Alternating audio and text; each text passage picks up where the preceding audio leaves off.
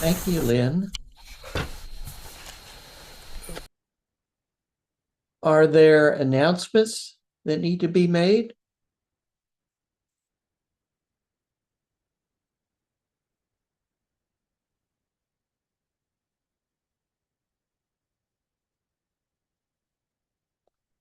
How about joys and concerns to share?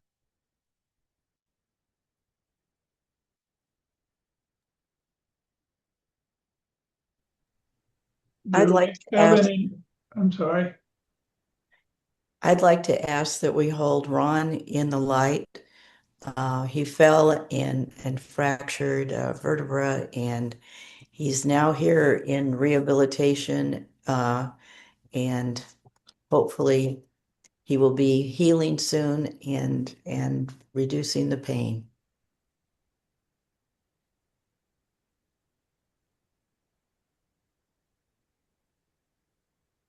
And I was wondering if we have any new news on Norma and why she isn't in attendance yet this morning.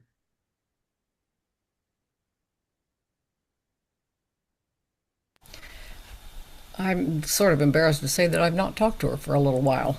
So I don't know. I did see her at, Sue and I saw her at USFW a week and a half ago, something like that. And she is on the mend, but very much more slowly, I think, than probably she would have wished. I think maybe we all didn't really realize how sick she was.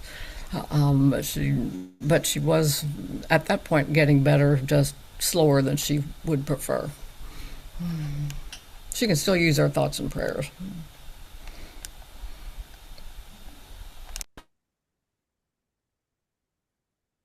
Well, I had a joy this week. I asked, about 6 or so weeks ago for prayer for my cousin Mark, who had a stroke. And then also, it turned out he had a 99% blockage in one of his arteries. And I got a text from him early in the week, and he invited Donna and I and Linda to go over and see him because he's home and he's missing seeing family. So we drove down. He lives about 20 minutes from here. He and I are just a year apart in age, and we hung out a lot together as little kids because my dad's family was very close. So he's doing very well. He's still walks with a little bit of a dragging foot, but gets around without a cane or anything. And uh, his speech is all back and very articulate. And he's looking forward to being able to drive in 3 weeks. And he was going down to the company he owned one time and sold because the guy's mismanaging it, and he's going down to help him straighten his books out and stuff. So he's doing very well. So it was really good to see him and his wife.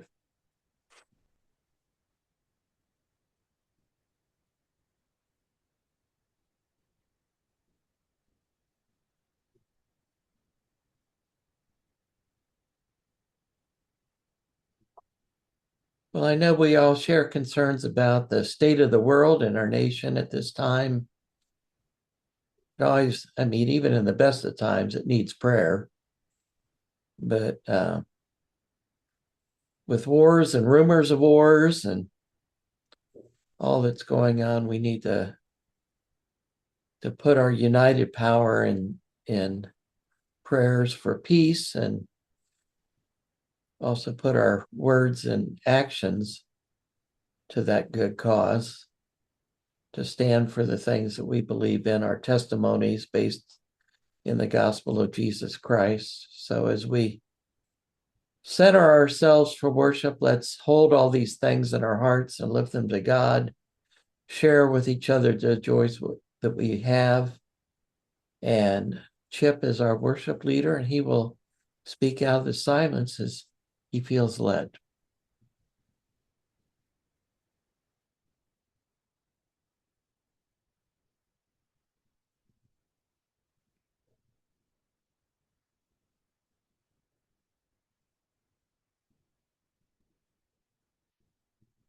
Well, an interesting thing happened this morning. I came in to get my message and read it and go over it, and my message wasn't where I left it. And I realized after I panicked and ran around, I realized I had moved it because Martha, my cat, was sleeping on my desk, so I didn't leave it where I normally was. But I had a moment there. I'm like, oh God, please help me. I'm in trouble. Thank you, Lynn, and good morning, friends. Well, it's almost the end of March. How are you doing with those New Year's resolutions? I have been I have been able to stick with mine pretty good. Or have you already forgotten yours? Each year I make resolutions. Some years I do better than others, trying to keep them. This year so far I've done not too bad. Troy keeps me eating healthy. Frankie is doing his best to go through my things at my house, is starting to get organized. I know it doesn't look like it. I try to get some walking in, drink more water, and this is the hardest. I try to live in the moment, living one day at a time and not worrying about the past or the present. The idea of my message came to me at the first of the month, when I heard a pastor talking about living in the moment. I went back to listen and to get the verses that he had quoted, and I found out the message had nothing to do with living in the moment. It was all about simplicity, which I know nothing about. So I guess as God sat on my sofa, he put the idea in my head of living in the moment. So here I am, God sending me a message through the television again. Living in the moment, something I used to have trouble with, but I'm doing better. So you may ask, why do I struggle to live in the moment? There are constant distractions combined with feelings of anxiety and stress that can make it difficult to focus. It is easy to get caught up in thinking about the past and worrying about things that haven't happened yet. The scripture for today comes from Psalms 118:24. This is the day the Lord has made. We will rejoice and be glad in it. Now, just how do we do that? I Googled it, and here's what came up, and it was from AI, which is interesting. AI will tell you stuff, but it doesn't tell you their source. So I can't say, well, I found this from somebody, but it's all new, a different world. Anyway, 5 things to tell yourself every morning. I am grateful for this new day. I let go of yesterday. I am calm and aware. I respond with kindness. Everything is temporary. Well, I'll get back to some of those later. There is a well-known saying, there are 2 days of the year that you can do nothing about, yesterday and tomorrow. If I had a superpower, it would be worry. I worry about everything, everybody, and all my animals. It all seems just to be in my nature. I've always worried. Prayer always seems to help, but worry does nothing to help at all. If you worry about mistakes you made in the past, it's too late. Worry can't change a thing. If you're worried about what comes tomorrow, pray about it, but worrying won't help at all. Now, let me get back to those things you should tell yourself every morning. I'm grateful for a new day. I don't like change except when winter turns to spring. So most of my day has a schedule around my routine. I get up every morning at 6 a.m. The first thing I do after I check on my cats is thank God for getting us through another night and tell him that I'm going to have another wonderful day. Then I pour myself a cup of coffee. Now, I used to be a newsaholic and would watch all the news all the time, what was going on around in Indy and what was going on in the world. I found it all too depressing and it made me worry. Living in the present, I now watch the end of our local news where they give you the highlights of what has happened. That runs into Gayle King, and she has a spot at the start of her show that called The World in 90 Seconds. And believe me, that's about all I can take of the news is 90 seconds. I watch that and have more coffee. Except I can't now because my coffee maker broke. It is now time to feed the critters. I feed the raccoons. Well, Cotton Blossom, as she is always waiting for me under the carport where I have her bowl. The other raccoons show up later and eat at the feeding station. Everything is temporary. I remember seeing the Buddhist monks make a sand picture. It was beautiful and quite detailed. They saved it for several days and then destroyed it and gave the sand to the people who were there. It was to symbolize the fact that everything is just temporary. I really liked the idea, so each day when I put food out in the feeding station for the ground feeders, I make pretty designs with the bird food, sunflower seeds, corn, shelled and unshelled peanuts, and dog food. Every day I try to make something different. When I'm finished, I get in my car to take Drake to school. Of course, he is always late. So I put on classical music and the birds come and eat. I call it the bird ballet. The first to show up are the cardinals. They have a troop of about 30. They fly nearby trees. I call that the wings.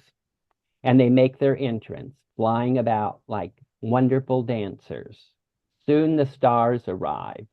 One by one, the blue jays take center stage. Not very long as they just go get a peanut and fly off.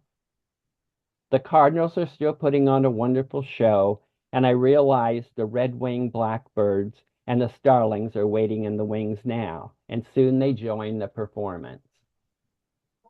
Soon the other birds appear in all shapes and sizes and colors. Someday we get a guest appearance is made by a squirrel or a chipmunk. Before I know it, the stage is empty and Drake gets in the car. So rather than spending my time worrying what is taking him so long, I just watch this wonderful show the birds put on. Now, at the end of the day, the raccoons, deers, rabbits, and other animals have visited, so there is nothing left. It was all just temporary. I return home and walk Brandon's dogs. I walk them 3 times a day. And I just try to work my other stuff in around that. Let go of yesterday. I do that as I'm getting into bed about 8:30 or 9. I'm happy to be in bed, and that's it. I thank God for getting us through another day and tell him how really blessed I am. And I really am. No worries. I say a little prayer and then I begin to count backwards from 100 and I fall asleep. Matthew 6:34. Therefore, do not worry about tomorrow, for tomorrow will worry about itself. Each day has enough trouble of its own. Now let's go chop wood and carry water. The phrase chop wood and carry water is a Zen Buddhist teaching that symbolizes the importance of present and everyday tasks, no matter how simple they are. I really admire Zen Buddhists. They really do live a life of simplicity, finding beauty in just one flower or one thing. I admire them, but I have not learned the thing about that less means more. But I am working on it. Chop wood, carry water reminds us that enlightenment and personal growth aren't hidden in far-off extravagant adventures, but lie within the simple acts of daily life. Now, here is another list I found that helps you live in the present. Notice your surroundings.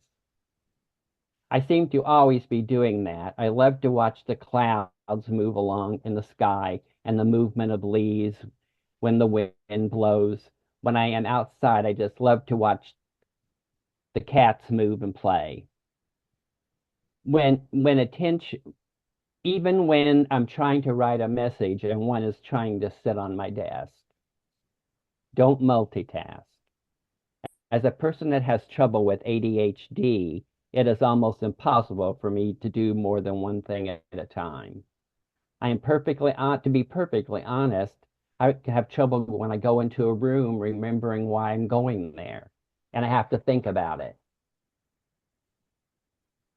Practice meditation. As Quakers, this should come as no problem.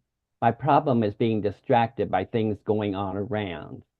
Sometimes I'm better at it than others. Find social support. I find it helpful to talk to others besides my cats and raccoons. I enjoy my dinners with Troy. I enjoy going to neighborhood meetings. I get to know people and stay informed on what's going on in my area, the good and the bad. Limit social media and tech. Limit is a key word here. I can get on my computer and check for messages and get all kinds of news feeds. I enjoy all the outside information, but I really have to watch how much time I'm being in my office on my computer. However, Cousin Donna sent me a link to a funny Quaker group, and I spent way too much time on that site this week. Exercise. I do a lot better with my walking when it's not cold weather. When the weather is nice, I try and walk 2 miles a day. I really enjoy my time outside. In the winter, I tend to watch old movies and eat more. But I'm my work in progress, so I'm not too worried about that. Do things you're passionate about. Of course, what I am passionate about is shopping and adding to my collections. This seems to reflect the fact that I'm still working on the simplicity thing. Go for a nature walk. I am lucky as I live in an nature area. My family and I live in a wooded area right next to a nature park. All kinds of birds and animals appear when I'm out walking. Add music to your life. As someone that without notice will break into a show tune, this comes really easy for me. Playing a soundtrack to a Broadway show really helps me clean house. And I love playing my jazz CDs when I'm winding down with the evening with a glass of wine in my hand and a cat on my lap. It's a great way to unwind before bed. So, what does it mean to live in the moment? To live in the moment means to be attentive to the present moment. When living in the moment, you're experiencing the world around you. People who live in the moment aren't distracted by thoughts, televisions, or phones. Living in the present allows you to notice the little moments, the things that bring you joy. Live in the moment where being present allows you to enjoy life. You can find so much joy purpose, and meaning of life by focusing on the present moment. May the light of God surround you. May the love of God enfold you. May the power of God protect you, and may the presence of God watch over you. For wherever you are, God is.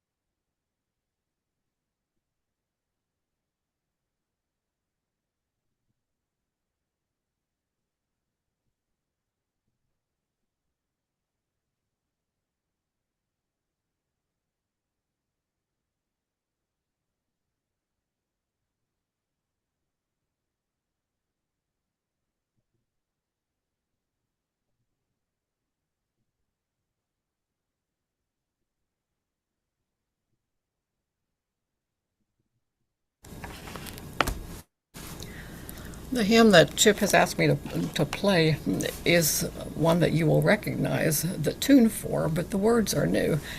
If you have your worship and song hymn book, you might look at page 307. If you don't have it, you might look it up later. I want to share the words with you before I play it. Earth was given as a garden, cradle for humanity, tree of life and tree of knowledge placed for our discovery. Here was home for all thy creatures, born of land and sky and sea, all created in thine image, all to live in harmony. Show to us again the garden where all life flows fresh and free. Gently guide thy sons and daughters into full maturity.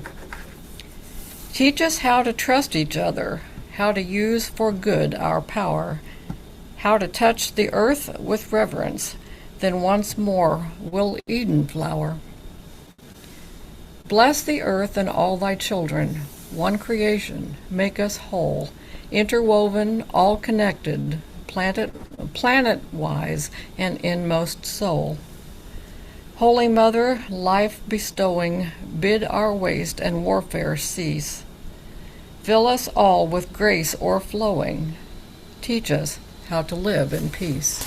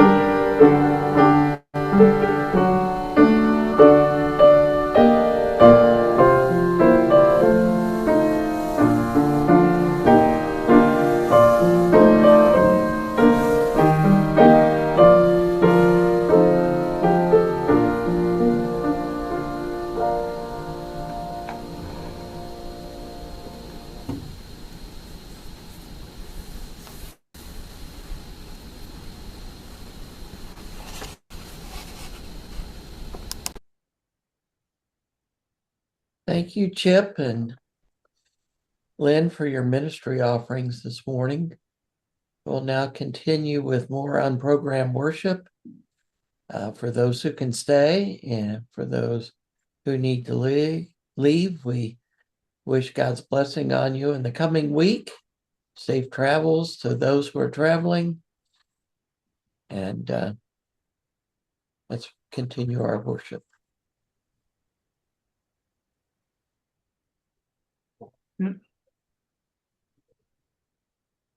Thanks, Lynn. Thanks, Chip. Fine message.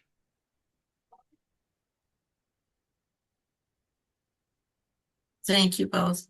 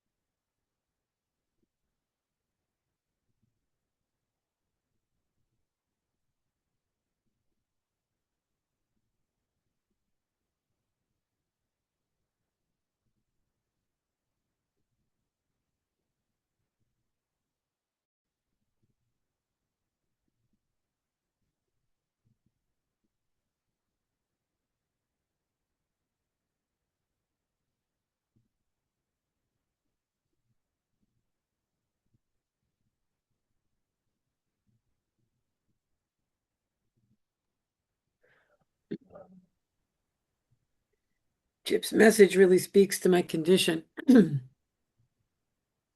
I one of the things that's been most challenging in the last year or so is couple years is, how much I worry about Dick, my partner, and how his health is. And there have been periods of time when I just said, I would be awake at night and listen to him breathe and wonder if there was some significance to it. And you know, last night he woke up with a headache, and I can't understand in the middle of the night. I don't know why he gets a headache in the middle of the night. I don't know. But nobody else seems to know either, and nobody seems to be terribly worried about it. And take 2 Tylenol. Don't call me in the morning. And, uh, uh, there have been so many lessons in this time about um, simplicity and losses and things like that. I always had hoped we would travel, and we can travel to California to see his sister in a very sort of constrained way, but we don't. We don't. We're not going to any strange places. Any places, all the places we go are the places we've already been.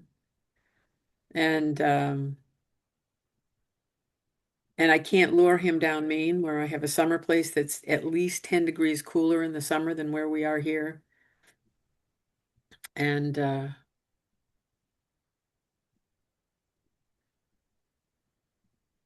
it was a place that means a lot to me, but if I can't get him to go, I can't hold on to a resentment. It just isn't going to work. So I have to learn to surrender that, uh, at least for now. And so, it's all these things where we have doctor's appointments. I always say we, like I'm going to the doctor. I'm just a tag along where he's going to the doctor. And, they say essentially less is more. Que sera, sera. And I have to learn to go with that and understand that for him, his quality of life is just living, doing the thing that he did yesterday at the exact same time.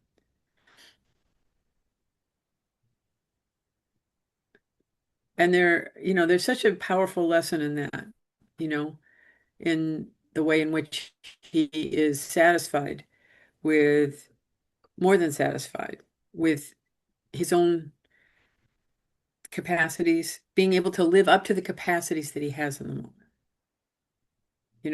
He goes to the grocery store, he does the shopping, he does the cooking. He used to cook unbelievable. I mean, that's what he did for a living for, 30, 40 years. And he was a very, very good cook. He does not remember any of that. And it's a solid lump of protein, on the plate every day. And that's an accomplishment for him. And I rejoice in it. And I'm always happy to eat it. So, and in all those places, God is. I can hear God urging me to be loving in the moments where it's really, when things are really hard, or when I really really yearn to be,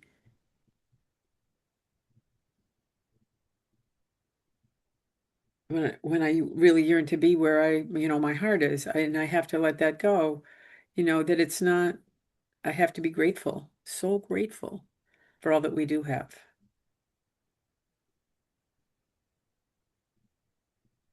And you can say those things, and it sounds so trite, and I've heard it a million times, but it's in the living of it.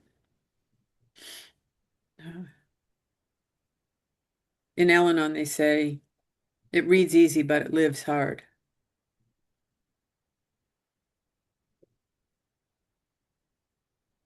And that hard can only be accomplished, at least for me, with the daily support of my loving God.